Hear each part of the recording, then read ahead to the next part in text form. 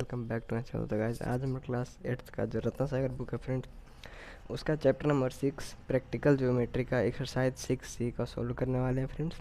इसमें हमने पार्ट 1 को सोल्व कर दिया था। पार्ट 1 में कौन कौन क्वेश्चन नंबर 1, 2, 3 को मैंने सोल्व किया था, और इस पार्ट में क्या करूँगा, क्वेश्चन नंबर 4 और 5। ठीक है, तो ये वीडियो फ्रेंड्स बहुत ही ज़्यादा छोटा होने वाला है, लगभग 10-15 मिनट का, तो आप आराम से देख सकते हो इसको। ठीक है, क्वेश्चन नंबर 4 में देखिए क्या कहा जा रहा है। Question number 4, construct a quadrilateral, एक क्वाड्रिलेटरल को कंस्ट्रक्ट करना है। ठीक है, यहाँ पे क्या लिखा हुआ है, construct a quadrilateral A B C D एक क्वाड्रिलेटरल है, उसको कंस्ट्रक्ट करना है, जिसमें क्या दिया गया है, ए बी दिया गया है 4 सेंटीमीटर, बी सी दिया गया है 5 सेंटीमीटर, एंगल ए दिया गया है 50 डिग्री, एंगल बी दिया गया है 110 डिग्री और एंगल सी दिया गया है 70 डिग्री। ठीक है, तो इस सारे जितना भी हमें गिवन दिया गया है उसकी मदद से हमें क्या करना है, ए बी सी डी एक क्वाड्रिलेटरल को बनाना है। ठीक है, तो मैं पहले कॉपी पे गिवन लिख देता हूँ, उसके बाद मैं बना लूँगा।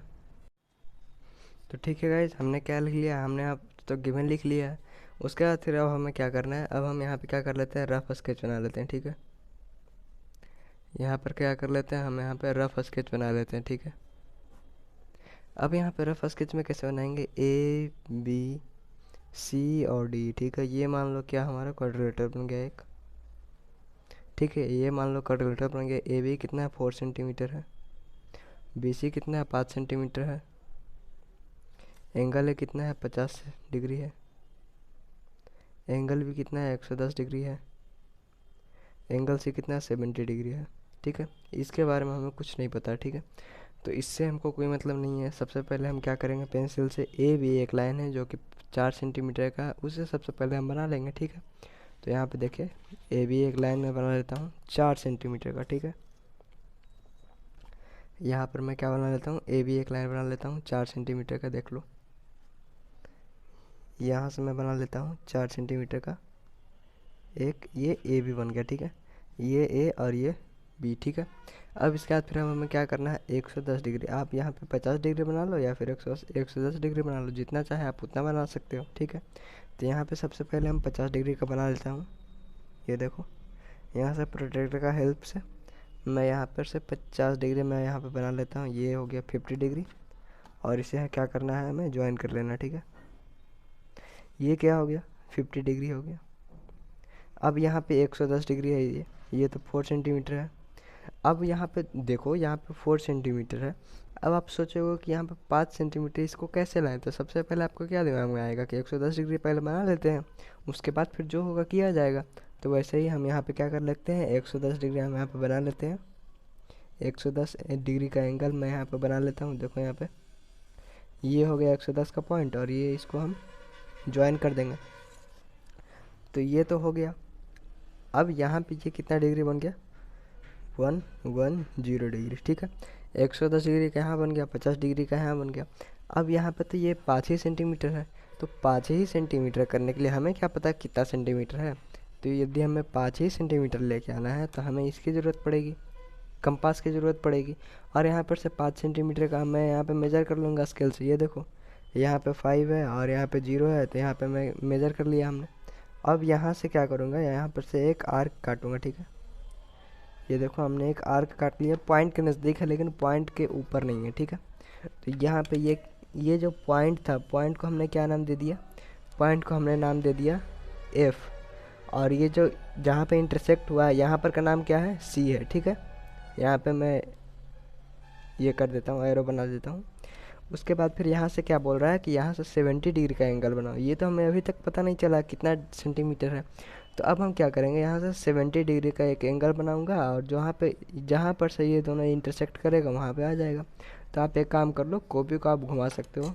ये देखो, आप एक काम कर सकते हो, यहाँ पे कॉपी को देखो इस तरीके से घुमा सकते हो, और यहाँ पे कितना डिग्री का बनाना है, 70 डिग्री का बनाना है। तो यहाँ पर से आप 70 डिग्री का कंस्ट्रक्ट भी कर सकते हो एंगल। ठीक है, तो यहाँ पे बन गया हमारा, क्या बन गया, 70 डिग्री का। ये इस लाइन को और भी ज़्यादा एक्सपेंड करना पड़ेगा। देख लो ये कितना बन गया, 70 डिग्री का। ठीक है, अब हमें क्या करना है, देख लो, ये तो हमारा जितना जितना अब हमारे मन में था उतना तो कर दिया, लेकिन अब आप लोग सोच रहे हो कि ये तो यहीं तक आया, ये तो और भी आगे जाना चाहिए था। तो इसे क्या करना है, दिक्कत यहाँ पे इसका नाम क्या देते हैं, जी दे देते हैं। और इसे हमें आगे बढ़ाना था। ये देखो मैं आगे बढ़ा देता हूँ, इसका नाम एच दे देता हूँ, इसका नाम आई दे देता हूँ, और ये ए बी सी और ये डी हो गया। समझ में आया या फिर नहीं? कमेंट में बताइएगा फ्रेंड्स। क्वेश्चन नंबर 4 समझ में आया या फिर नहीं, कमेंट में प्लीज़ बताइएगा। ये देखिए हमने कैसे बनाया है। सबसे पहले मैंने 4 सेंटीमीटर बना लिया, उसके बाद फिर यहाँ पे 110 डिग्री यहाँ पे बनाया, 50 डिग्री यहाँ पे बनाया। यहाँ पर कितना था, 5 सेंटीमीटर हमारे गिवन में दिया गया था, ठीक है। तो यहाँ पे 5 सेंटीमीटर का मैंने आर्क खींच लिया। आर्क खींचने के बाद जो एफ था वहाँ पर से मैंने सी को काट लिया। तो यहाँ पर जब काटे तो वहाँ पर से क्या करेंगे, अब यहाँ पर से 70 डिग्री का बना लेते हैं। जब 70 डिग्री का हमने बनाया तो ये देखो ये लाइन तो यहीं तक था, लेकिन ये लाइन तो यहाँ तक आना चाहिए था कम से कम, तभी तो इंटरसेक्ट होगा। तो इसी के लिए ये लाइन को हमने यहाँ पर तक एक्सपेंड कर दिया, ठीक है। जब एक्सपेंड करेंगे तो यहाँ पे क्या हो जाएगा, ये दोनों लाइन यहाँ पे इंटरसेक्ट कर जाएगा और इसी पॉइंट का नाम क्या हो जाएगा, डी। तो यहाँ पे ये हमारा बन गया क्वाड्रिलेटरल ए बी सी और डी, ठीक है। आप चाहो तो यहाँ पर स्टेप्स ऑफ कंस्ट्रक्शन भी लिख सकते हो, नहीं चाहो तो फिर लिखना तो पड़ेगा ही, एग्ज़ाम में तो लिखना तो पड़ेगा ही, लेकिन मैं यहाँ पर नहीं बता रहा हूँ, ठीक है। क्वेश्चन नंबर 4 यहीं तक मेरा समाप्त होता है। क्वेश्चन नंबर 5 में क्या कहा जा रहा है वो भी मैं यहाँ पर देख लेता हूँ। पहले मैं आपको बुक में क्वेश्चन दिखाता हूँ। तो देखो आज क्वेश्चन नंबर 5 में क्या दिया गया, इज़ इट पॉसिबल। ये यहाँ पे कोई बनाना नहीं है, लेकिन यहाँ पे सिर्फ और सिर्फ आपसे पूछ रहा है, क्वेश्चन पूछ रहा है और आपको सिर्फ आंसर देना है, जैसे सारे सब्जेक्ट में होता है मैथ छोड़ कर, ठीक है। तो यहाँ पे कुछ बनाने के लिए नहीं दे बोल रहा है, लेकिन यहाँ पे बोल रहा है इज़ इट पॉसिबल, क्या यह पॉसिबल है, क्या चीज़ करना, to construct a quadrilateral A B C D. A B C D तो कंस्ट्रक्ट करना क्वाड्रिलेटरल पॉसिबल है, लेकिन आगे भी तो पढ़ो। इन विच ए बी बराबर 5 सेंटीमीटर, बी सी बराबर 4.2 सेंटीमीटर, एंगल ए बराबर 100 डिग्री, एंगल बी बराबर 120 डिग्री, एंगल सी बराबर 140 डिग्री। और अगर जो पॉसिबल है तो सिर्फ यस लिख दो, और यदि पॉसिबल नहीं है तो नॉट लिख दो, और कॉमा देके बिकॉज भी लिख दो कि ये क्यों नहीं पॉसिबल। और यहाँ पे हिंट भी दिया गया, लेकिन यहाँ पे बुक वालों को हिंट देना नहीं चाहिए था। अगर जो हिंट नहीं देंगे तो जो स्टूडेंट्स हैं वो खुद से मेहनत करके खुद से अपने आप से बनाएंगे। तो यहाँ पे देखो मैं क्वेश्चन नंबर 5 को मैं कॉपी पे बताता हूँ।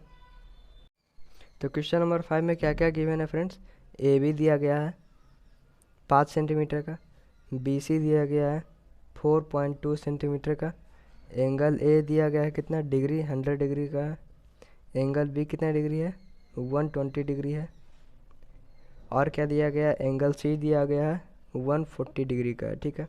अब बोल रहा है कि ये जो कैलकुलेटर बनाना है ये पॉसिबल है या फिर नहीं। तो यहाँ पे क्या कर लेते हैं, हम पहले रफ स्केच बना लेते हैं। हमें तो पता नहीं अभी पॉसिबल है या फिर नहीं, लेकिन जो जैसे पहले करते थे वैसे ही इसी में भी कर देते हैं, रफ स्केच बना लेते हैं। तो यहाँ से क्या कर लेंगे, ए यहाँ पर कर देंगे बी, और यहाँ पे सी, और यहाँ पर डी। ये मान लो हमारे क्वाड्रिलेटरल बन गया, ठीक है।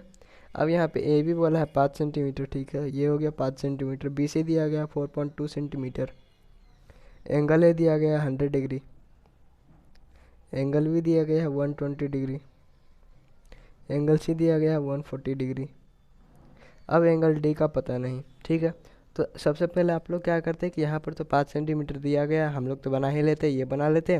उसके बाद फिर 100 डिग्री ये कर देते, 120 डिग्री ये बना लेते, फिर यहाँ से 4 सेंटीमीटर का आर्क लेके यहाँ पर कर देते। फिर यदि 140 डिग्री के यहाँ पर से एंगल बनाते हैं फ्रेंड्स, तो यहाँ पर से ये जो मिल रहा है और ये जो मिल रहा है कभी नहीं मिलता, क्योंकि देखो यहाँ पे जो 100 डिग्री है, यहाँ पर ये जो 100 डिग्री है, तो यहाँ पर आप कोशिश करो एंगल डी का वैल्यू निकालने के लिए, ठीक है। एंगल डी का कितना डिग्री है वो आप निकालने का कोशिश करना। और यदि आप इसको जैसे कि पॉसिबल है या फिर नहीं, इस वाले क्वेश्चन में आप यही करना, पॉसिबल यस और नो। यदि ऐसा क्वेश्चन रहेगा तो आप सबसे पहले जो भी एंगल का बचा हुआ है उसका पहले आप डिग्री निकाल लेना, ठीक है। तो angle D, angle A plus angle B plus angle C plus angle D is equal to कितना होता है 360 डिग्री होता है। ये क्या चीज़ में है, क्वाड्रिलेटरल में है, ठीक है। तो एंगल ए कितना है 100 डिग्री, प्लस एंगल बी कितना है 120 डिग्री, प्लस एंगल सी कितना है 140 डिग्री, ठीक है। और प्लस एंगल डी हमें पता नहीं है, इजिकल टू 360 डिग्री, ठीक है। अब एंगल डी का वैल्यू कैसे निकलेगा, 360 degree minus 100 degree minus 120 degree minus 140 degree. ये देखो यहाँ पे प्लस में था, ये जो प्लस में है तो ये बराबर को उधर जाएगा तो माइनस में हो जाएगा, वैसे ही इधर भी जाएगा तो माइनस में हो जाएगा, और वैसे ही इधर जाएगा तो माइनस में हो जाएगा, ठीक है। तो एंगल डी का वैल्यू कितना निकल जाएगा 360 डिग्री माइनस ये जो है ये 100, 120, ये 140, ये तीनों का आप जोड़ दोगे और जहाँ जितना आएगा वो यहाँ पे लिख देगा, ठीक है। 0 0 0 0 कितना हो गया 0, ठीक है। 4 और 2 6 हो गया, और एक और एक और एक, ये तीनों जोड़ोगे तो कितना हो जाएगा 3 हो जाएगा। तो एंगल डी कितना हो गया, angle D is equal to 0 degree. तो ऐसा कोई एंगल है जो 0 डिग्री बना ले और कोई एक क्वाड्रिलेटरल बना ले? नहीं।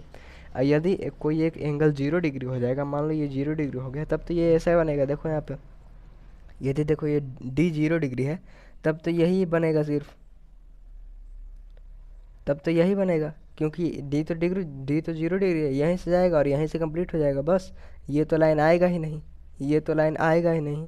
तो यहाँ पे क्या बनेगा, ए बी सी और डी, और यहाँ पे क्या हो जाएगा, यहाँ पे 0 डिग्री हो जाएगा, और यहाँ पे क्या हो जाएगा 140 डिग्री हो जाएगा, यहाँ पे 120 डिग्री हो जाएगा, यहाँ पे 100 डिग्री हो जाएगा। पता नहीं 100 डिग्री कहाँ से ले लिए है, ठीक है। ये तो पता नहीं चलेगा। और देखो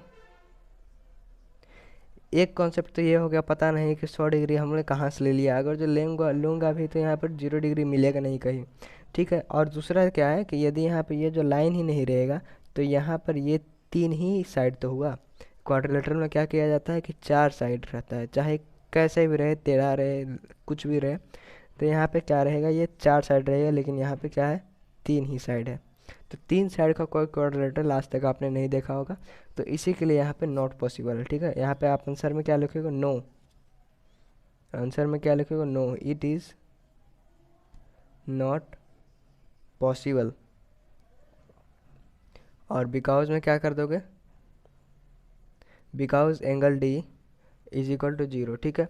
और यहाँ पे अगर जो आप चाहो तो ये पूरा लिख लेना, ठीक है। यदि आपको एग्ज़ाम में आ गया तो ये गिवन यहाँ पे लिख देना, उसके बाद फिर रफ स्केच बना लेना है, उसके बाद फिर ये बनाना, और यहाँ पे डी का एंगल 0 निकाल लेना, उसके बाद फिर नो लिख देना, no it is not possible because D is equal to 0 degree. और चाहो तो फिर आप ऐसे भी लिख सकते हो कि यदि if angle D is equal to 0 degree then the figure will form of 3 line segments only, ठीक है, 3 line segments only। और लेकिन यहाँ पे बट quadrilateral